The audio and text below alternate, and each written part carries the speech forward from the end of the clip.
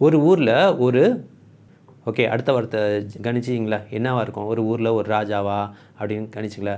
கிட்டத்தட்ட இந்த ChatGPT போன்ற லார்ஜ் லாங்குவேஜ் மாடல் இதெல்லாம் வந்து இது மாதிரி தான் ஒர்க் ஆகுது. ஒரு ஒரு சீக்வன்ஸ் ஆஃப் டெக்ஸ்ட்டை ப்ரெடிக்ட் பண்ணுறது தான். இப்போ ஒரு ஊரில் ஒரு ராஜாவா, மந்திரியா இப்படிங்கிற மாதிரி தான் அது அழகாக ப்ராபிலிட்டி போட்டு கொண்டு வரும். இல்லை அது டெம்பரேச்சர் பொறுத்து அது க்ரியேட்டிவிட்டி வச்சு மாற்றிக்கிட்டே இருக்கும். அடிப்படையாக இப்படி தான் அது ஒர்க் ஆகுது. ஓகேயா? இன்னும் டீட்டெயிலாக போகலாம். இப்போ இது ஆல்ரெடி இந்த மாதிரி சில டெக்ஸ்ட்லாம் படித்து கற்றுருக்கோம். சரி அதுக்கு அடுத்த வார்த்தை என்ன வருங்கிறது. இது படித்த டெக்ஸ்ட் இருக்குல்ல, அதை தான் கார்பஸ்ன்னு சொல்லுவாங்க. இப்போ அதுக்கு படித்த டெக்ஸ்ட்டுக்கு இல்லாத ஒரு வார்த்தையை அது கொடுத்தீங்கன்னா அது கண்டுபிடிக்க முடியாது.